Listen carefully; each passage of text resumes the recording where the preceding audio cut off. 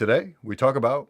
Yeah, actually, let me segue that into your favorite comics. Like, who are your comic influences? Yeah, I would say when I started doing stand up, and maybe this is true for you, did your taste like change a lot once you started doing it? I That's a tricky question because I was consuming stand up a lot as a kid, obviously, and then growing up as much as I could. Even in medical school, I was watching all stand up. But lately, I just can't watch a lot of it, especially the specials on Netflix. Oh, I just can't do it's it. pretty brutal, man. Yeah, and I can't I give tell. them like 5 minutes. I'm like, no, light next. Seriously, yeah. Like literally, last night I was sitting here trying to watch a few newer specials just to like make sure it's not me, it's them, or whatever, whatever the reason is.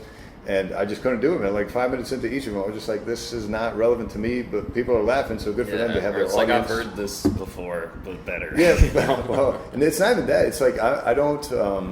I have started to notice definitely joke structure and like, I see the punch coming. Okay, I see what he did there. You want me to think you're gonna say this, but you're not. Right. Which is fine. I'm okay with that because I've noticed this with open mics too. Like we're seeing the same comics do the same jokes over and over routinely, and even if they do that, as long as it's funny, I still find myself laughing, at least somewhat. Which is all you really can hope for, especially at an open mic. For sure. But I think your question's a little difficult for me to answer because I can't tell if it's because I'm a comic now and I'm noticing things about it and just consuming so much bad comedy with these open mics that I'm just like so jaded and like so over all that, or is it that we're just in this post-Vine era, as I like to call it? So ever since Vine came out, like my attention span is just dust. It's nothing. Like I can't sit through whole movies anymore. I can barely do TV shows. Like everything I consume is on YouTube, like 2 to 3 to maybe 15 minutes clips at double speed.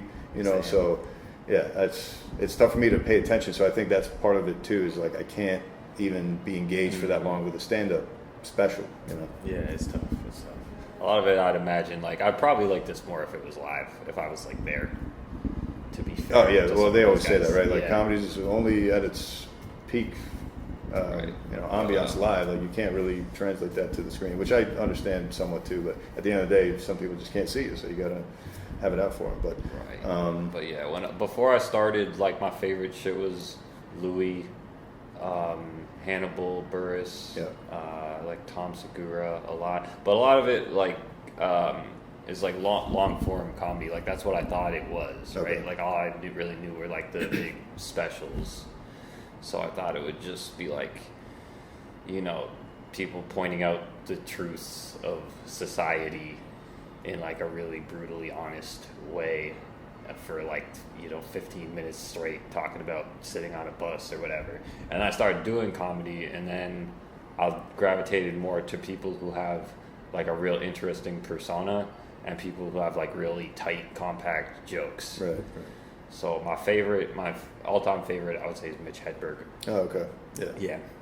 And then other people that I like, mostly people that I've like seen around here, like at mics and shit, because I feel like this is gonna be the next level that like blows up. Yeah, I mean, somebody's gonna make it. Right? Yeah. We'll see.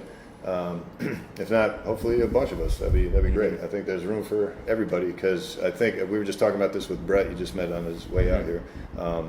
It's like it's actually a good question for you as a white male. Do you feel like there's a struggle with booking shows, or do you feel like there's any component of that to being white and being male, or do you think that's just part of the ecosystem? Like what's the? Yeah, I think above all, it's just really hard to get.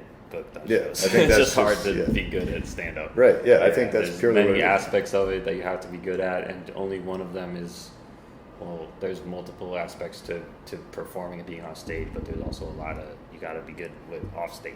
Yep. Yeah. Exactly. Doing shit like this, putting out content, connecting, networking. With people. Absolutely. And not just that, but like the white male thing. It's funny because my friends. They have this show called Token White Guy at QED. Okay. Have you heard of it? No. Well, it's funny. They so one dude is like Indian and one's show, Sri Lankan. Yeah, it's a monthly show, and they have like maybe like 6 comics, and one of them is a white guy, and everyone else is not a white guy. Okay. And it's sort of funny because now I feel like all shows are kind of like that now. That's like we can only have so many white guys. Right. There's like this white guy quota, so to speak. Is that just like an ironic thing they're doing? Or yeah. Okay.